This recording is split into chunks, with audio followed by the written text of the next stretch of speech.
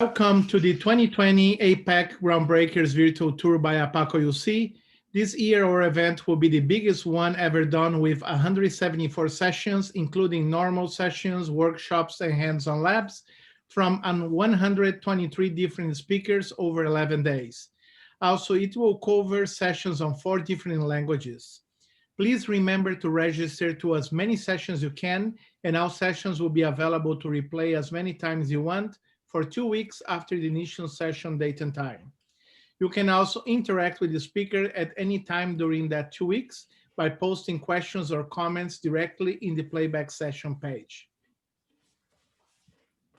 I would like to say thanks to all Oracle user groups and Java user groups that made this event possible, and also to our sponsors, Oracle Groundbreakers and CloudDB. Now for today's session, Become a Data Scientist with OAC by Franceso Tisiot.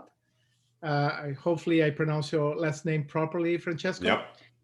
Yep. Please feel free to write questions at any time during this session at the Q&A tab of the Zoom webinar, and Francesco will be answering them at the end of the session. If any issues during the presentation, please feel free to contact me at any time by using the chat tab on the Zoom webinar. That means any questions to Francesco, please use the Q&A tab. You can do that anytime during the event, during the session, and Francesco will be answering at the end of the session. Any issues, problems, questions to the organization, please feel free to contact me by using the chat tab. Now, without any more delays, I would like to leave you with this amazing session by Franceso Tisiot.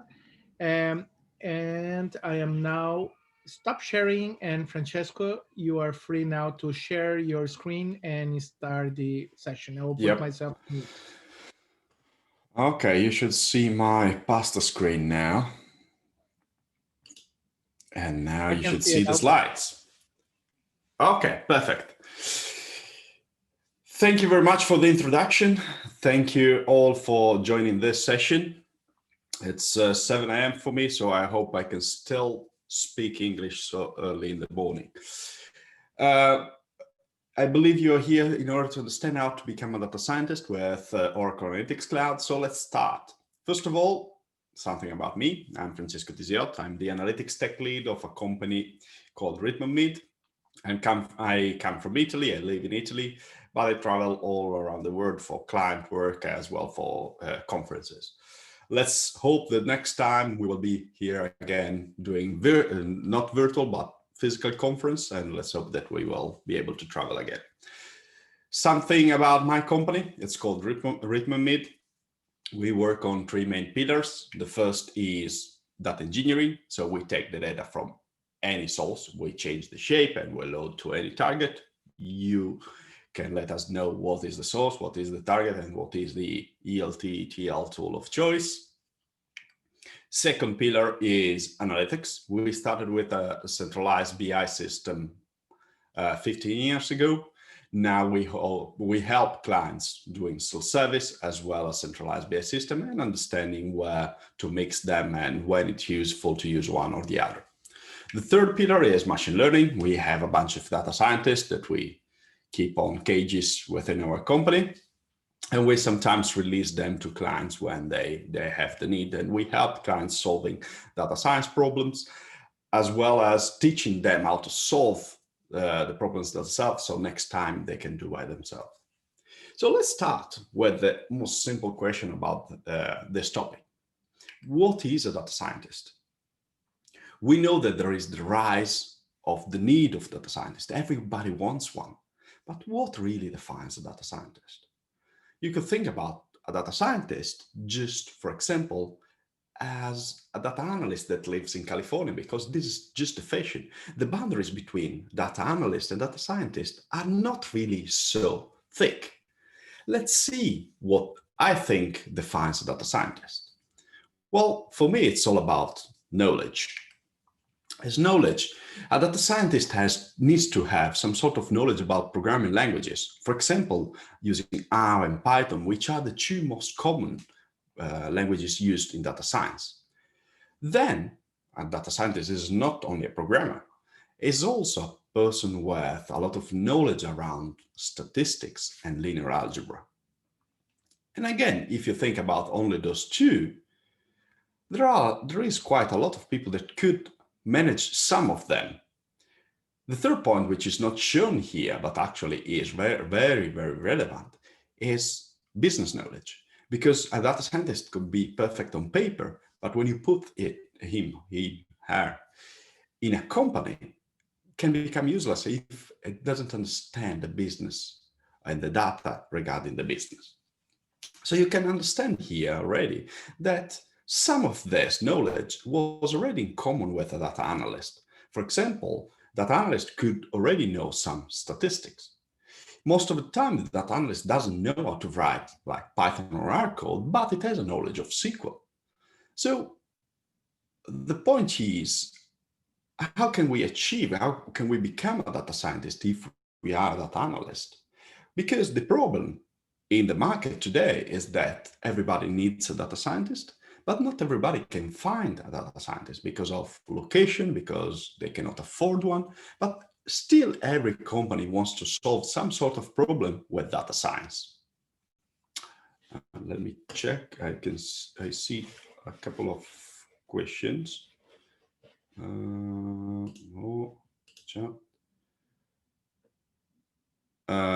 Okay, so it's Connor flagging that he cannot hear me. Perfect. Now everybody should be okay. So the problem is that everybody wants a data scientist, and not every company can find a data scientist. How can we solve this problem? Well, from my point of view, it's very easy. Is using what I call the low-hanging fruit theory.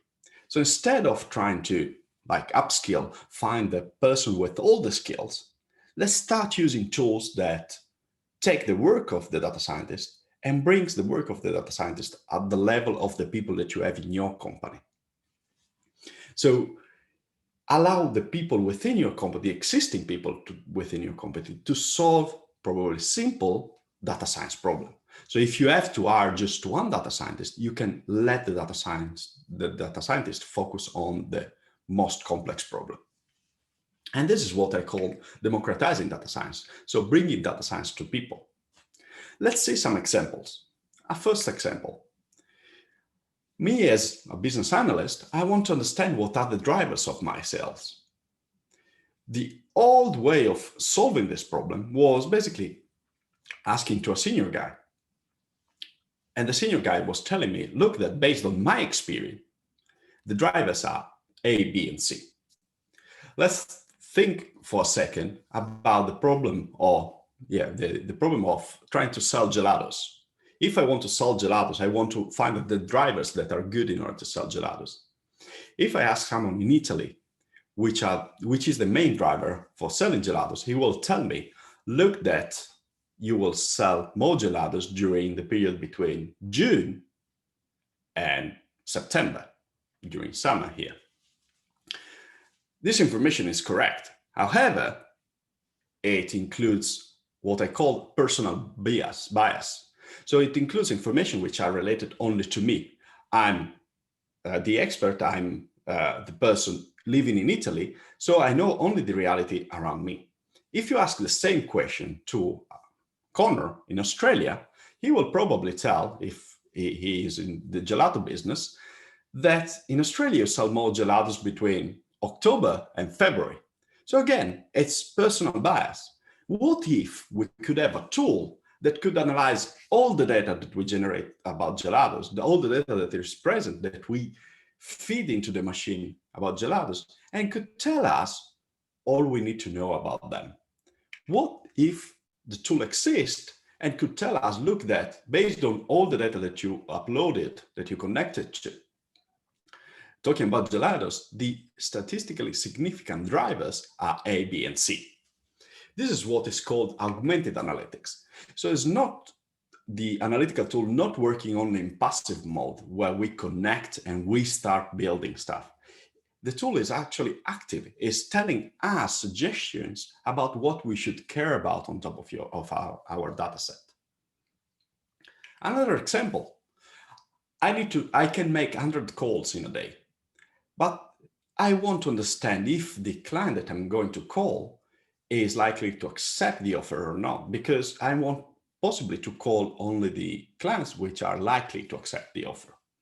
If I start with zero knowledge, I start from a 50-50 chance. 50 chance that he will say yes, 50 chance that he will say no. What if with the same tool that I use for my day-to-day analytics, I can build a machine learning model which gives me a confidence of, for example, 70% that the client is going to accept the offer. This is all done without a data scientist. And without a data scientist, I could potentially achieve a 20% upsell just for creating a small model that can help me calling the right clients.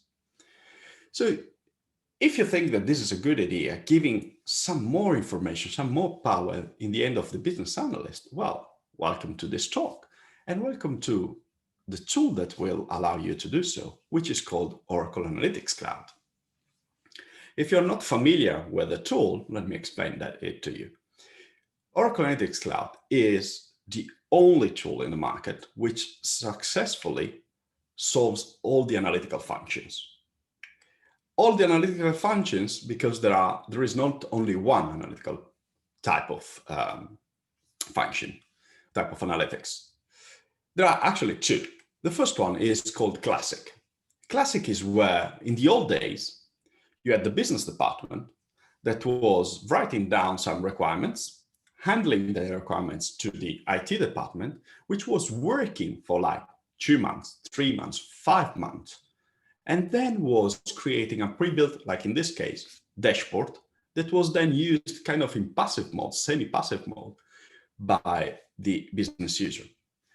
If the business user wanted a change, he was handing a new document to the IT department, other weeks of work, and then another product. There was some sort of self-service capability, but was limited. On the other side, we have the modern. In the modern times, a business user wants the ability to connect to any data source and to create a stunning presentation by himself. We don't have to lie to ourselves. They have been doing this in Excel for years. Now, especially with the last case of UK COVID tracking made in Excel, we understand that Excel is not the best tool in order to do like data storage and analytics.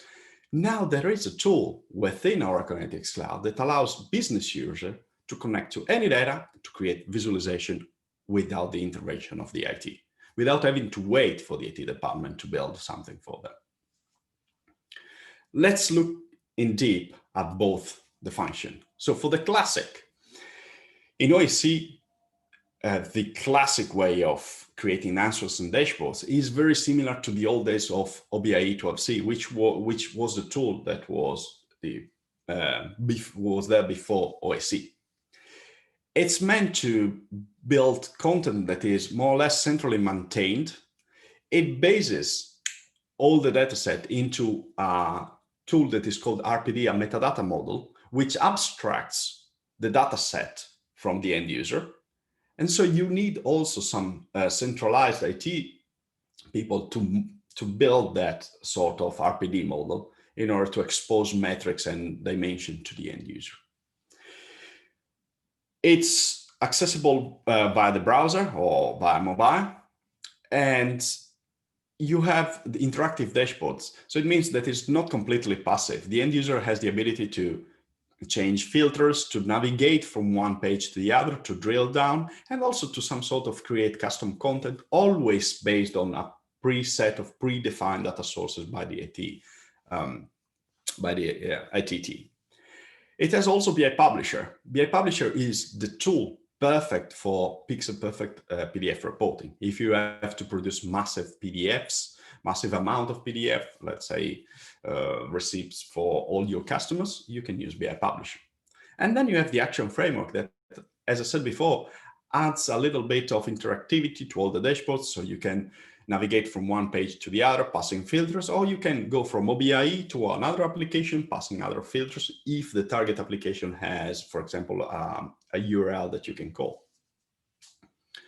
This is classic. The modern, on the other side, is a little bit different. As I said, it's a tool in the hands of the analyst that allow him to connect to any data and create stunning visualization. In the middle, you have a few steps. You have data preparation, where you can attach the data, you can enrich and clean the data, as we will see later. It's a very important step. You can do some sort of transformation. There is a mini ETL tool called DATAFLOW. You can see a screenshot at the bottom right, that you can use in order to take the data, change the shape, filter, join different data sets coming from different data sources, and create a unique data output that you can then use for your project. And you can create stunning visualization in line with any other tool in the market. On top of this, if you just create visualization, you are not really producing information. You can actually create stories on top of your data. And once you are happy with the story of your data, you can share it with colleagues. And they don't have to download a tool. They don't have to take a copy of your Excel file, which may be corrupted, which may be stale with old data. They can simply go to a URL and open in the browser the same version of the artifact that you are creating or you are modifying as of now. So it's very powerful. But why did I say that OAC is unique? OAC is unique because it allows you to take the best of both worlds, classic and modern, and allows you to do what I call hybrid analytics. It is allowing you to take the best from the centralized, things like the centralized reporting, everything that was created by the IT department, and provides, if you allow some sort of content to be centralized, you can also provide the unique source of truth within your company. Because the problem with self-service is that if 10 people attach to the same database and create 10 different ways of aggregating the number of customers, then you end up with 10 different KPIs, then 10 different values. If, on the other side, you centralize this kind of calculation, you have one unique way of calculating the number of customers within your company, and you are basically allowing everybody to use the same number. On the other side, so always on the side on the centralized BI system, if you have data sources which require specific access control, for example, I don't know, finance or HR, you can set specific access control to specific users. So even if everybody uses the same data source, not everybody will see the same data. They will see only the data that they are allowed to see. OAC allows this, plus at the same time together the self-service. So a user can do free discovery on top of any dataset, including the dataset created by the IT department. Can do data enrichment, cleaning, can take data from one shape, change the shape, and push to somewhere else. And in general, can go from raw data to insight within minutes. Everything is in the same tool. You don't have to purchase, maintain, control several different tools in order to do this. I wrote a presentation about trying to find the right balance between centralized BI and self-service, and you can find the URL here. We will share the slides later on, so you don't have to write the URL as of now immediately. On top of this, OAC also adds a little bit more. That's what I call the augmented analytics, what I was referring before by the tool giving you more. Some sort of hints about augmented analytics. First of all, data enrichment suggestions. If you upload or attach to a dataset which contains the city name, it will suggest you, do you want me to add the zip code? If you're attaching to a tool containing to a dataset containing credit card numbers, this tool will be smart enough to suggest, should I obfuscate them, because you shouldn't really use credit card numbers in your analysis. One-click advanced analytics. If I have the last 5 months of my data in a chart, I simply right-click and select forecast in order to get the next 3 months. I can query the tool with natural language. So I can, instead of creating content, attaching to a data set and creating content, I can simply, in the main bar, say, give me the sales by country. If someone else created a data set with sales and country and share it with not only me, but maybe with a huge amount of people, then I will get a visualization that will tell me, look, that this is probably a bar chart with sales by country. Or it can also generate natural language visualization, as we will see later. There is a good function that we will talk in detail later on that is called explain. Explain will tell me all I need to know about a specific column within my dataset. And also I have options to create advanced machine learning pipelines. So we understood what OAC is about, what we can do with the tool. Now, the only missing question for the rest of this presentation is, how do I become a data scientist with OAC?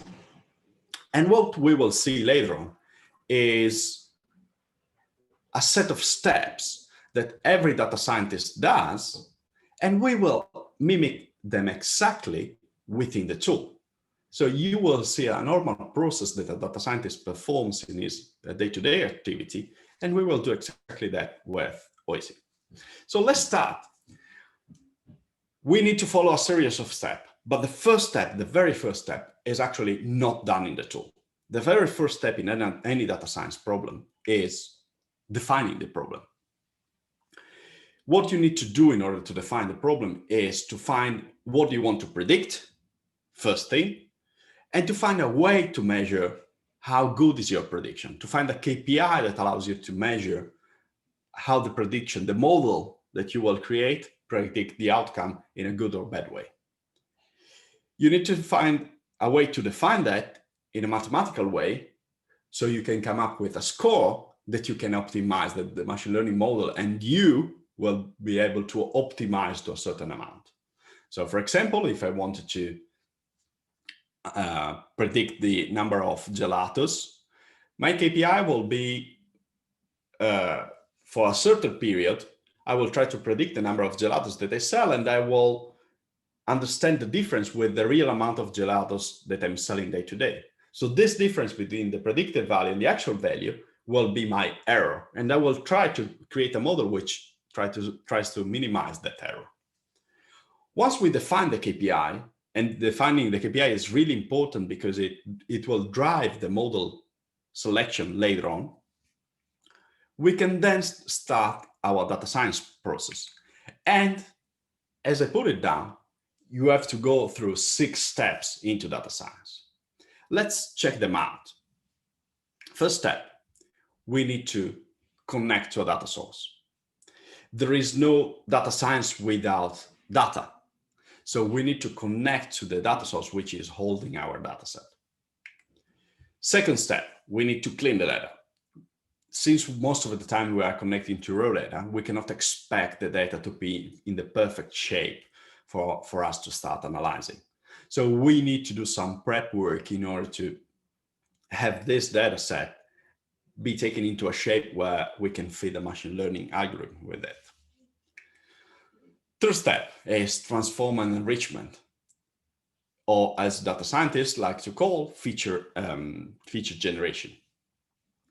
Again, we cannot expect that the data set is in a form where all the relevant columns are present by day one. We may need to add some columns based on external data set or based on simple calculation between other columns that will be a good predictor for our outcome. Then it's time also to analyze the data to find which are the columns that could be good predictors, which are columns that are just irrelevant for our prediction.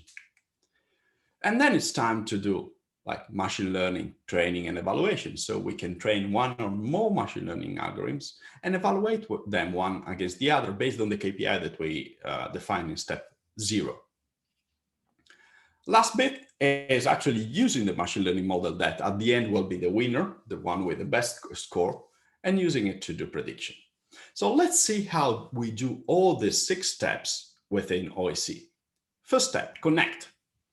With OAC, as I said before, you have 2 types of connection options. The first one, the predefined data model, stuff that is generated by your IT department on top of like data sources which are used commonly across your organization, on top of data sources which need some sort of security, but it's stuff that has been curated and it represents kind of the unique source of truth within your company. On the other side, if you don't find any data within that set, with OAC, you have the option to connect to almost any data source. This is a screenshot taken, I believe, 1 year ago. Every release of OAC, we see more and more data sources added to the list.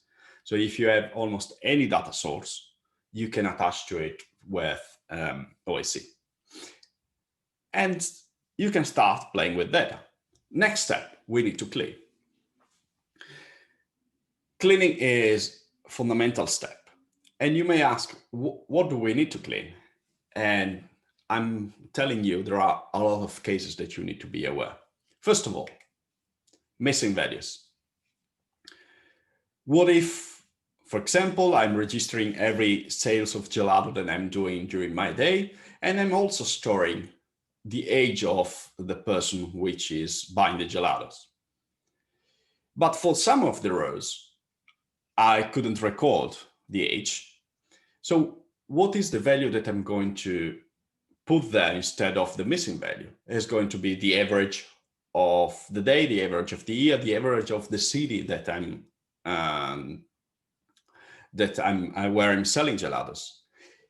This decision make a key difference also in the precision that the model will have at the end. Second one, I don't think you can see really well, but the A on the first mark is lowercase, the A on the second mark is uppercase. So those two values are different.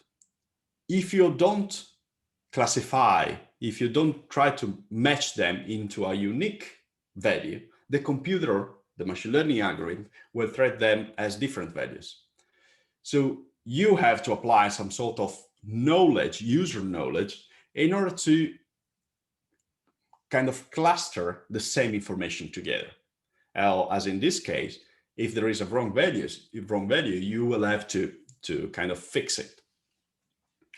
Then irrelevant observation. If I'm trying to, for example, predict the traffic for the city of Milan, should I include the data from the city of Rome, or is that data irrelevant, going to screw up my model? If I don't need a specific set of data, I should remove that, because one is going to pollute my prediction. Second is going to slow my training because it has to crunch more data. Another topic, labeling columns. Especially if you touch the raw data sources, most of the time you will find column called column 1, column A, and not, for example, customer name. Let me tell you something. The machine learning algorithm, the computer will not care less if you feed it with column A or with customer name. On the other side, when you will have to tell your business why the algorithm made a decision based on column A, it's much more difficult to say it's based on column A or it's based on the person name or the person city. So labeling columns is not helping you achieve better results in machine learning.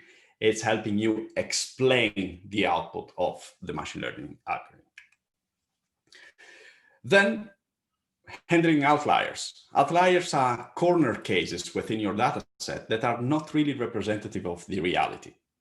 So you should try to understand them and take them out, because as for the irrelevant observation, those corner cases are going to pollute your model, because the model, if you feed it with data, will try to match as best all the data set. If you take these corner cases out, because they are not representative of the reality, in this case, like if you're trying to predict the salaries within your company, and you include the CIO salary, of course, that salary is way out any other salary within your company. So you should remove that from your data set before feeding the machine learning model with the data. Then feature scaling. If you are trying to predict the house price and you have two features, two columns. One which is the number of bathrooms within the apartment. The other is the number of square meters that the house is made of. Those two metrics are not in the same range. If you don't put all the columns within the same range, usually from 0 to 1, some machine learning models will try to optimize much better the feature on a larger scale than the feature on the smaller scale. Like in our case, they will try to optimize much better the feature of square meters than the feature of number of bathrooms. So it's very important to put all the features within the same scale. Another bit of cleaning is most of the times, if you touch to raw data set, you will need to perform some sort of aggregation. So for example, if you attach to data set which contains the click stream of your website, you will need probably to aggregate the data for example, the number of clicks by session. And then a very important step is to divide your data set between a data set that you will use to train the model and a data set that you will use to test the model. Because you want to test your model with data that the model didn't see before, in order to understand if the model is good enough to generalize all the cases that it was trained with, in order to accept the new model and score them in a good way. How can we clean all this problem? Well, as I said before, OAC contains a tool which is called DATAFLOWs. DATAFLOWs is a mini ETL tool that allows you to join, aggregate, filter, change the shape of the columns, and in general do transformation. Again, this screen was taken some time ago, and we have more options now.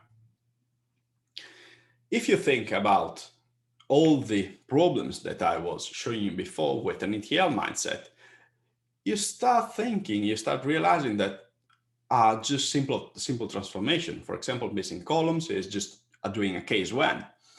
And the problem of the capital and lower A can be solved with an upper, for example. We can filter out the relevant observation, and we can rename the columns if needed. We can filter the outliers. We can do some sort of mathematical calculation in order to do feature scaling. We can count the number of clicks in order to aggregate them up. And again, it's a filter to divide the train and test data sets. What is good with OAC is that some of these pieces are also automated. For example, the null value handling, the feature scaling, and the train test dataset split is automatically done by the tool. One thing about that we didn't explain really well was about the outliers. Why is really important to handle them, to find them, and to remove? Well, let me show something. Again, it's the same example that I was speaking before. I'm trying to predict the salary level based on the years of experience within the company. The column on the left contains all my data, 10 rows, for each row the average salary. The row number 10 contains the salary of the only person within the company, which was there from day one. And accidentally, that is the CAO. You can see that his salary is way out all the other salaries.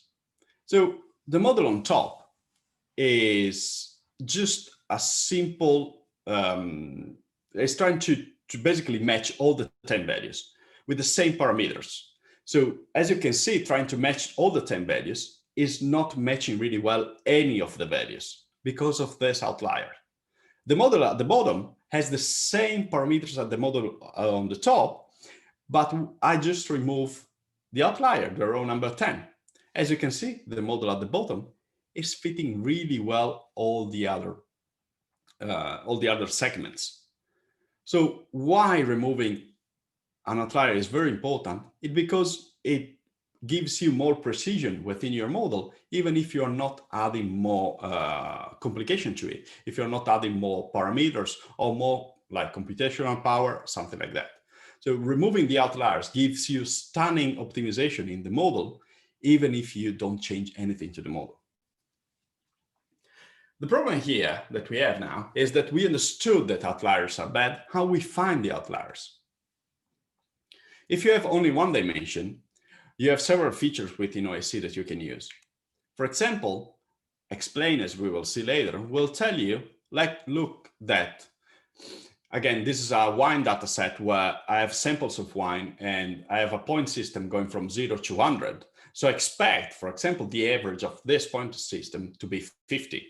What OAC will tell me, look, that the range is from 0 to 100, but the average is 87. So you can start understanding that the distribution of the point system is not equally divided, is not average on 50. And then you can use the tool, the analytical tool, to plot the point system. And you can immediately start realizing that you have null values on the far right and some small values from 25 until 0, which are really outliers. Maybe they are cork wines or wines that didn't really perform at all.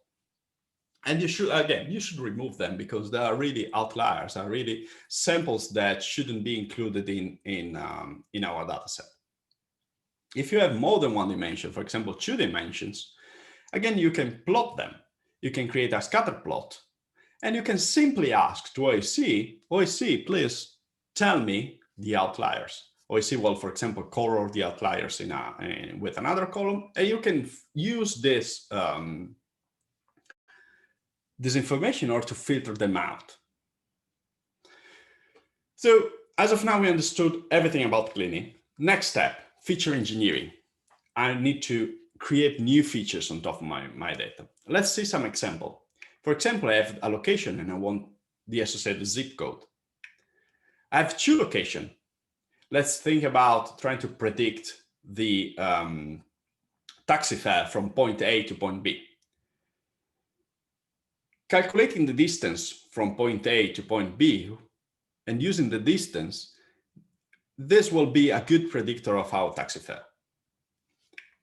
Another example is I have the name of a person and I want to know the gender, deriving information from the name. Another example, I have the day, month, and year in different columns, and I want to create a unique column with the date in it. So if you think again with an ETL mindset, well, the 2 transformation on the right are easily achievable with DATAFLOW. It's just point A minus point B, some sort of coordinates, and it's just like concatenation of date, month, and year into a date. On the other side, the other 2 problems, in almost all the other tools, you need to come yourself with an additional data source. And you have to try yourself to match the location name with the location name that you have in your Excel file and to include the zip code. All the same with the name to the gender. With OAC, as we said before, you have data preparation recommendations. So as soon as you attach to a dataset containing the location name, it will ask you, do you want me to add the zip code? If you attach a dataset containing a person name, it will tell you, do you want me to guess the gender? If you attach to, as in this case, to a country, it will ask you, do you want me to add a lot of country-related information? All this is for free. And in the future, you will be able also to add your knowledge. So for example, if you have a golden product dimension, you can tell OAC, look, that if you find within the dataset a field that looks like the product ID, automatically suggest to add the product brand, etc., coming from our golden dimension. So you are again mixing stuff which is coming from the IT governed world, everything curated, one way of showing the truth to the entire company with data sets which are produced by the end user attaching to any data source possible. So you can enrich the data. If you are more into spatial enrichment, like in this case, I want to know which of my customers are within a 200 miles range from any shop. So you can see the shops in the red dots. You can see the boundaries of 200 miles. I believe I cannot really remember how big it was. And I could see all the green customers that are customers within that range. You can do those kind of spatial enrichment really easily with a tool called Oracle Spatial Studio, which was released some time ago, and I wrote a blog post about it. And it's very easy because in the Oracle database, you have all the spatial features that you want. Spatial Studio puts a GUI on top of it. So it allows you to easily connect to any data, do some sort of spatial transformation, and then take this data and feed them back to OAC. The collaboration between Spatial Studio and OAC is really simple. So we understood how to do enrichments. Now it's time to analyze the data. And the first thing that any data scientist will do is, well, try to have a look at the data with some sort of overview. And OAC provides you exactly that. So for any data set that you connect to, it will tell you all the columns, the type of the columns, the type of aggregation that you are putting on top of the columns, and some sample values. And this is just a start. What the tools gives you on top of that is some more information. If you want an explanation about a certain column, you just click on a column and select explain the column, like in this case, the wine pointing system that we were talking about earlier. OAC will do some sort of analytics for you. Like in this case, it will show the histograms related to the metric that we define. And again, we can see a lot of information on top of this. If the column that you are using to explain is a metric, it will also show you the metric for all the other columns, all the other dimensions that you have in your data set. And the good thing about all these graphs is just that you can pick any of those graphs with a single click and add them to your canvas. So you don't have to start from scratch. You just let the tool explain the column to you, and then you can pick and choose what visualization you want, and you can customize it, of course. The second good thing about Explain is that it tells you the key drivers. So for example, in this case, if I want to predict if a wine is good or bad, if a wine is over 90 points or less than 90 points, the tool itself will tell me, look, that you should create a predictive model based on the price and the region where the wine is produced. And this is really useful information because this is the step where in data science is called feature selection, where data scientists spend a lot of time. They try to understand which columns are really good in order to make a prediction. And the tool is telling you this truth for almost for free. If this is not enough, you can let the tool create automatically some prediction. So I'm Italian, I'm passionate about football, real football, what, I don't know, some strange people call soccer, but it's called football. So let's say that I'm the owner of a team and I want to buy a new wing. In football, if you want to have a good wing, you know that the wing needs to have good stamina and good crossing. So what I created, I took a football data set and I say, the values that I want to optimize are stamina and crossing by the player name. And OAC automatically creates this visualization, which is called natural language generation. And it's telling me that, look, if you want to buy a good wing with good stamina and crossing, you really should buy Gonzalez, Ba, or Correa because they are good in stamina and also in crossing. So this is already solving a data science problem for me, optimizing and finding the players that I should buy. Of course, since it's an analytical tool, I can add other filters. For example, I want to filter by the price. I don't want the price to be like bigger than 5 million euro. I want a player in his last year of contract or stuff like that. Everything is just a step away with this analytical tool. And then I can create also manually some of the tools, a model, machine learning model, which I called easy model. So for example, again, always about football, I want to optimize by player, the stamina and crossing. So I'm plotting them in a scatter plot. And then I'm asking the tool, please, OAC, do some clustering. I can define which algorithm I want to use for clustering and how many clusters I want in my dataset. And if I need to pick a player in here, I probably will pick a player in the purple zone which look like the best wings. Again, this is really easy. It's easy to produce the model, but it has a drawback. Because it's so easy to produce the model will be trained only with player name, stamina, and crossing. It will not use any of the other columns that I have in my dataset. Still is a good use case, but what if I want to do more? What if I want to decide which are all the columns that I want to use in order to create the model? Well, you can do so. Within DATAFLOW, there is a step called model training. So you select the model training. Yep. 5 more minutes. Okay. Yes. You select the model training, then you select which problem you are trying to solve between numeric prediction. So you're trying to predict a numerical value. Binary classifier, you are trying to predict a wine as good or bad, or in several different thresholds, or clustering, etc., etc. Once you choose which problem you're trying to solve, you select which algorithm you want to use. And then if you select which algorithm, you can select which parameters. Now you must be a little bit confused. So you don't know almost anything about data science. Which algorithm should I use? Which parameters should I use? Well, this is really hard. Well, let me tell you something. Even a data scientist doesn't know which algorithm or which parameter will work by default. There is no golden algorithm or set of parameters.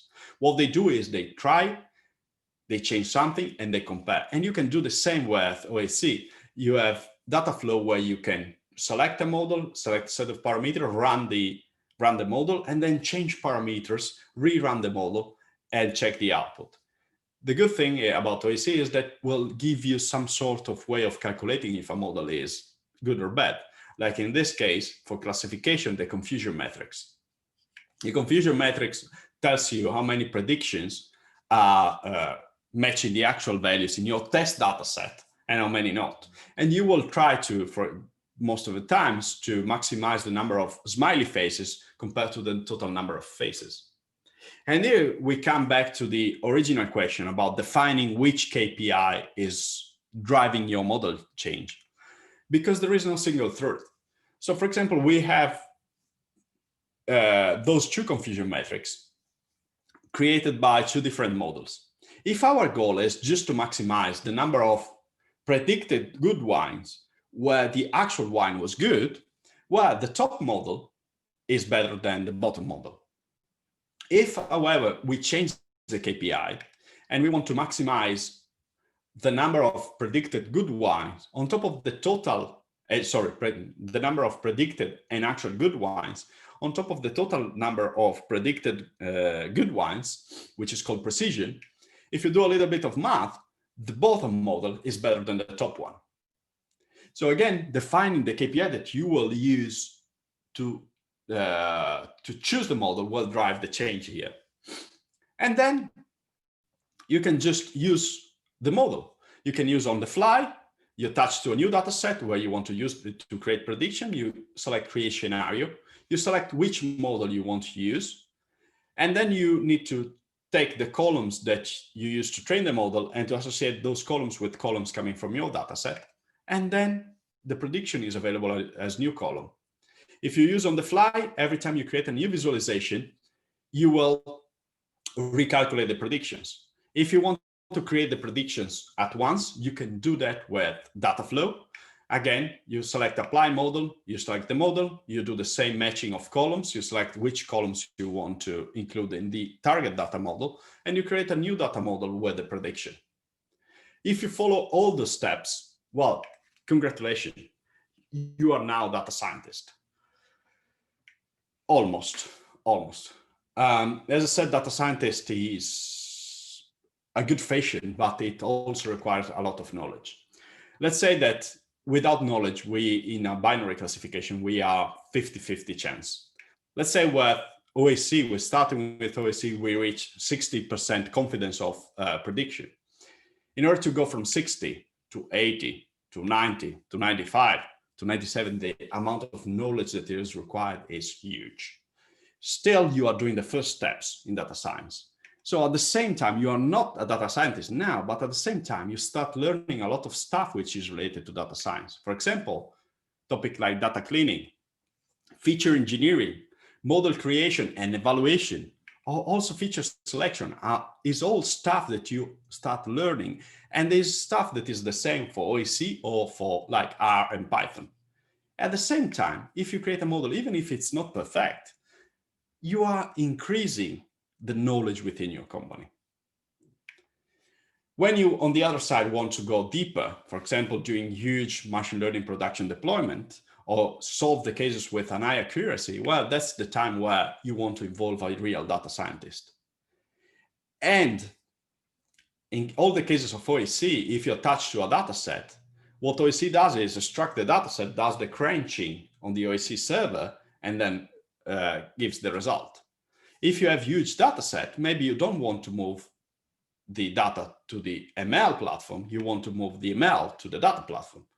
And if you're lucky that you are in an Oracle database, well, there is Oracle Machine Learning, which is perfect for you because allow you to create machine learning models in PL SQL within the database. So you use the power of the database in order to create machine learning model. The cool thing about OAC is that can use machine learning models built in the database as native machine learning models in OAC. So you can just right click and select any model that a data scientist created in the database and use that in OAC. And I created a small video that shows that in action. The last three slides are just references. First of all, a reference to a series of blog posts that I wrote about the topic kind of a year ago, about how to become a data scientist with OAC, that goes in detail about the presentation that we just went through. The second is showing machine learning in action with OAC. So you can do the full life cycle of machine learning within OAC. And I'm showing here how to solve a wine classification problem. The third one is if you want to understand a little bit better how to use machine learning in the database and in OAC, I did a presentation with this gentleman called Brendan Tierney, and we go through the same wine example, but from both OAC and the autonomous database with the notebooks. The final one is Inside Lab. Is a project within my company where if you have a data science problem, we ship to you a data scientist that will not only solve the problem, but will teach you how to solve, so next time you can do it by your own.